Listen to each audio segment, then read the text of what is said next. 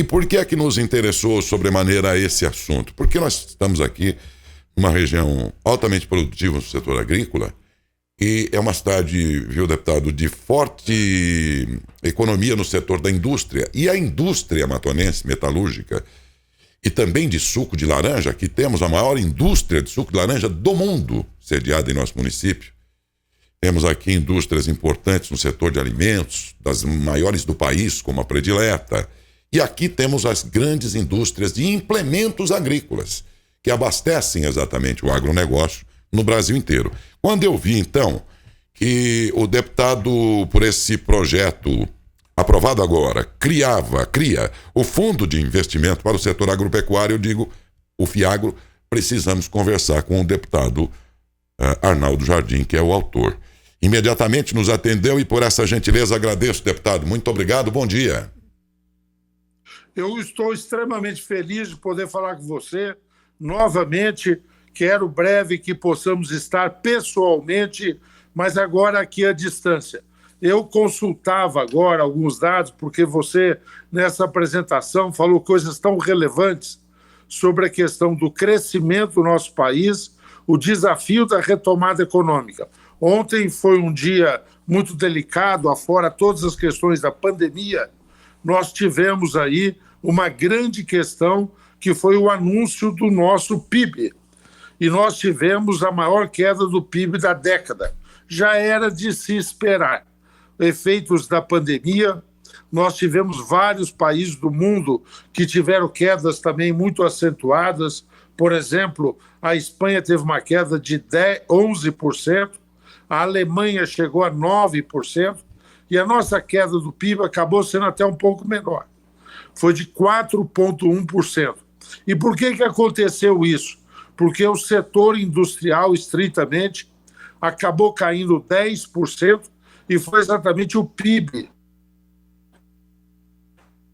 Acho que travou. O PIB que se segurou e evitou uma queda maior da nossa economia. Então está absolutamente correto o que você diz, pela relevância de Matão, pela relevância do setor agro, em termos de segurar a situação econômica do nosso estado e do nosso país. Na prática, deputado, esse fundo de investimento para o setor agropecuário vai proporcionar o quê? Vai permitir, primeiro, uma alternativa de aplicação para as pessoas. Eu estou falando do pequeno investidor, daquele que tem, por exemplo, um dinheiro na poupança, os juros baixos do jeito que estão, e é bom que estejam baixos, dá uma rentabilidade que ninguém percebe, que é praticamente zero. Diante disso, nós temos que ver alternativas, buscar alternativas para que as pessoas possam aplicar os seus recursos. Eu estou falando do pequeno poupador, quem tem R$2.000 na poupança, que poderá adquirir cotas do FIAGRO. Eu estou falando do médio investidor. E eu estou falando dos grandes investidores, fundos de previdência, que aplicam estritamente ou em títulos ou que aplicam no setor imobiliário nas cidades e que podem aplicar agora, poderão aplicar no FIAGRO, no setor agropecuário. E para o produtor, o que nós vamos ter de diferença? Uma alternativa fora do sistema financeiro, uma alternativa de recursos mais a médio prazo e a um custo menor do que vem do sistema financeiro. Então, cria-se uma possibilidade de investimento para o pequeno, médio e grande, e, por outro lado, nós criamos recursos que não têm subsídio, não é do governo, que vêm para o setor agropecuário. Deputado, historicamente, esses valores disponibilizados para financiamentos do setor agrícola quase sempre eram tomados por empréstimo por grandes produtores e o pequeno sempre ficava chupando o dedo. Historicamente, né? O senhor previu nesse seu projeto ferramentas que possibilitem que essa distribuição, essa possibilidade seja igualitária? Sim, isso está garantido. O que vai exatamente mensurar a aplicação é a sua rentabilidade, não o porte da aplicação, para que todos tenham plena compreensão, não será um fiagro, nós vamos ter muito fiagro. São pessoas que se juntam para aplicar, para montar uma granja, pequena, média ou grande. São pessoas que se juntam para investir num segmento de armazenamento que tem a ver com a produção agropecuária. São outras pessoas que vão se somar para montar um confinamento de gado. E mais do que isso, aquele tradicional plano safra, você se lembra bem, por volta de maio fica todo mundo fazendo os cálculos, todas as empresas de Matão ficam fazendo os cálculos, porque as nossas empresas todas que vendem implementos querem saber exatamente do plano safra.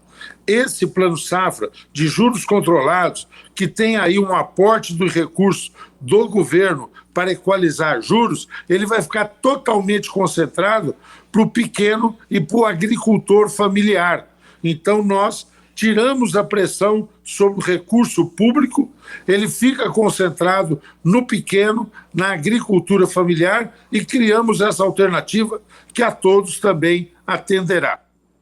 Meus amigos, daqui a pouco o Sérgio Oliveira, nosso comentarista econômico, vai falar da divulgação do PIB 2020, que no ano passado, no momentos iniciais da pandemia, os grandes economistas apostavam que a gente ficaria aí a cerca de 9%, né?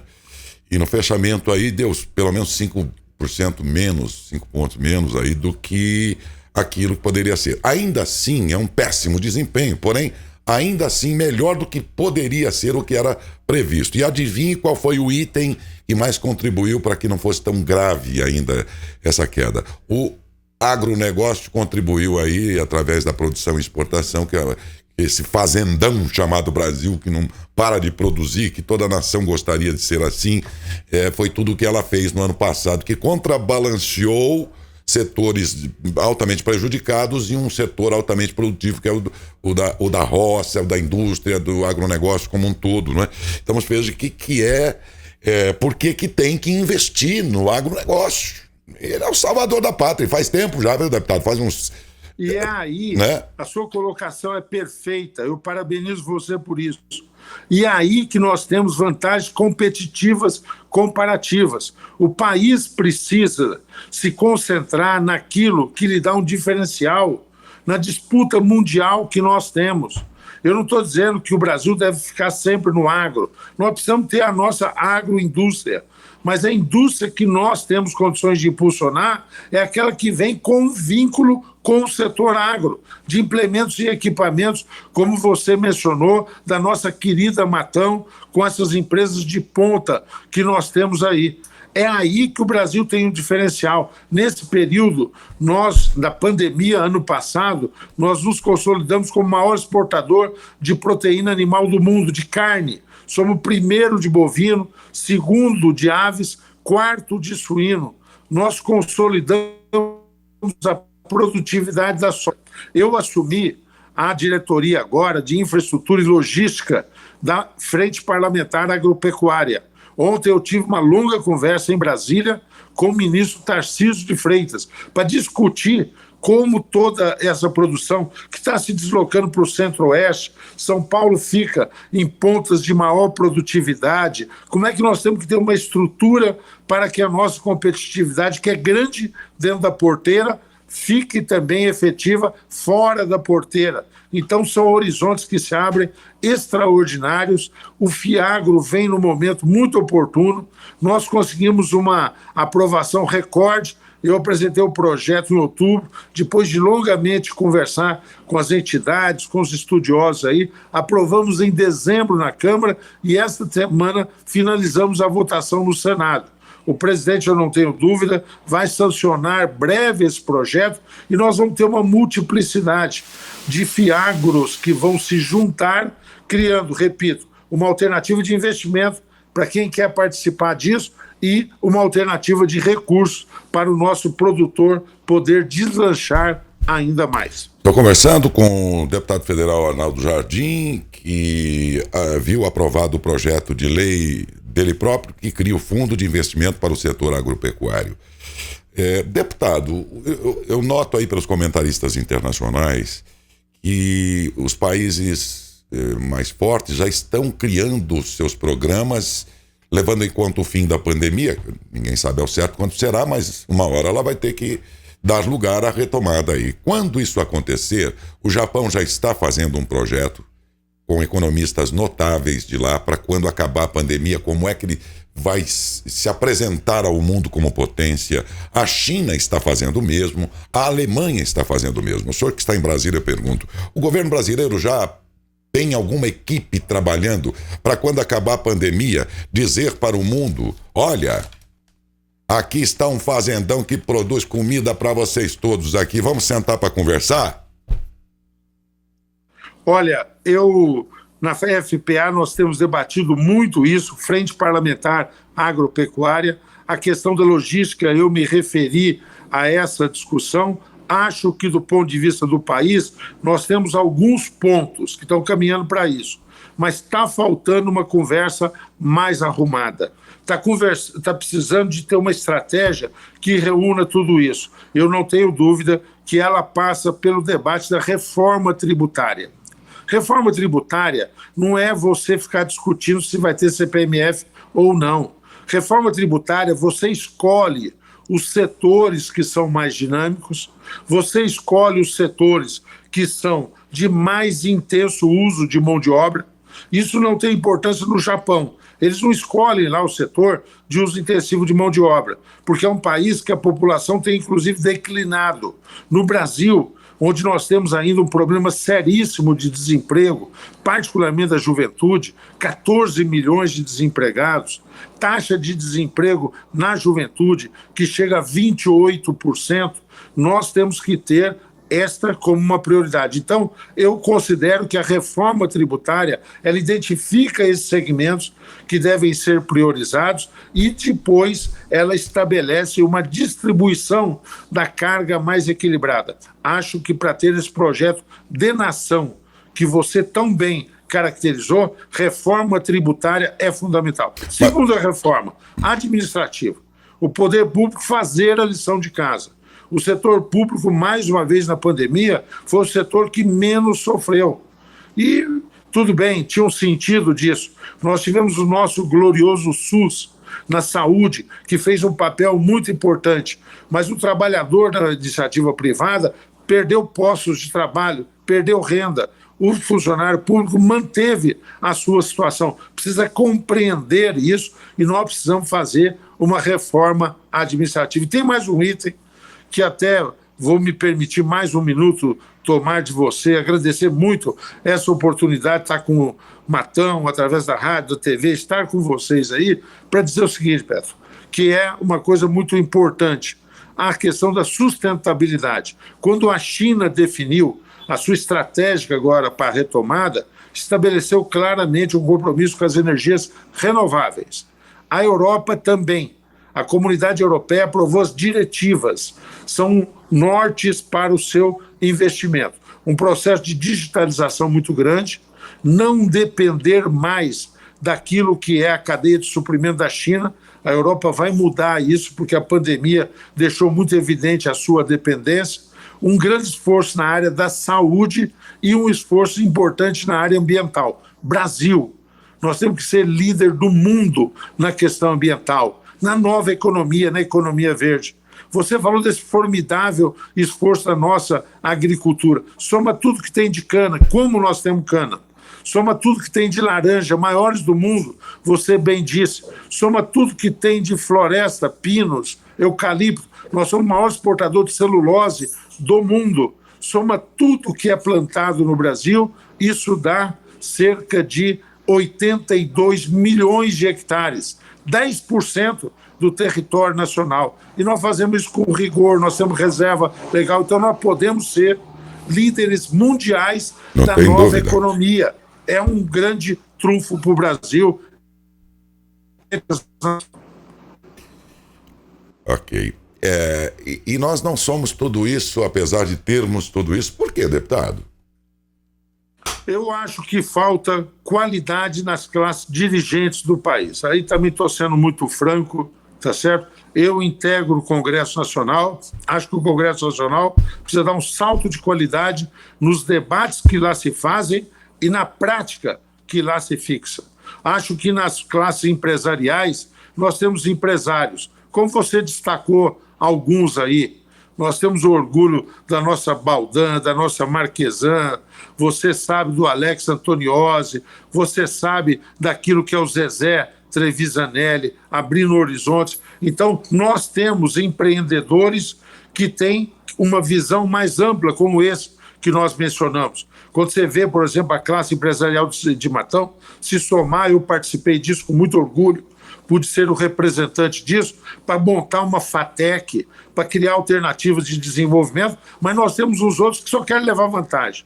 Líderes sindicais. Nós temos líderes sindicais que pensam de uma forma geral, num processo de desenvolvimento. E temos aqueles que fazem do sindicato um local de reprodução do seu interesse, ali a família sempre dominando. Então, nós precisamos, nas classes dirigentes do país, empresariais, sindicais, política, nós precisamos de um compromisso maior com a nação.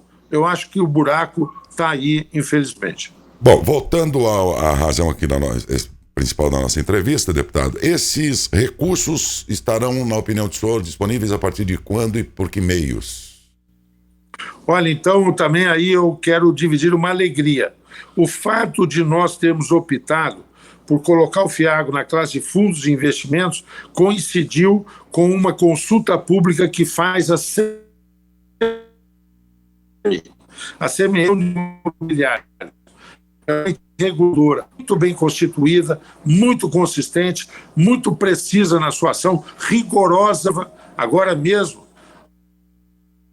tá, do jornal, a ação sobre manipulação de ações da Petrobras. Teve gente que nessa ida e vinda da Petrobras, com informações, manipulou o mercado e ganhou muito. Nesse vai e vem de ações. Quem CVM e o Banco Central vão, todos eles têm uma base de resolução ampla. Até o fim do ano, FIAGROS em ação, mudando essa condição de mais investimentos para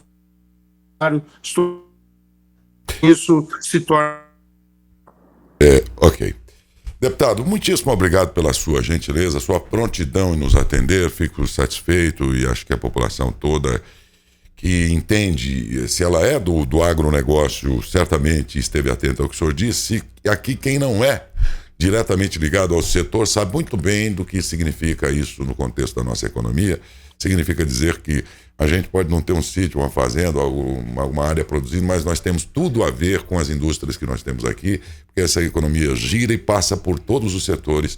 Portanto, é do maior interesse de Matão e da região também essa criação e que ela, de fato, chegue a todos indistintamente, de um modo mais justo e perfeito possível, né? Para que isso tudo se configure depois em mais produção, em mais ânimo para o próprio setor e para toda uma nação que vê nesse setor o alimento do fomento, vamos dizer, do ânimo de todos os demais, como quer dizer, vale a pena este país, só precisamos ter juízo aqui, né? E botar isso aqui na rota aí das grandes nações. Nós que caímos ontem do nono PIB para o 12º no Concerto das Nações. Não é compatível, não é condizente ver uma queda, desce bem que por contas aí de algo inesperado, mas mesmo a 9ª posição, um país rico como este não pode mais ficar na rabeira do crescimento mundial. Um grande abraço ao senhor deputado, mais uma vez, muito obrigado pela gentileza.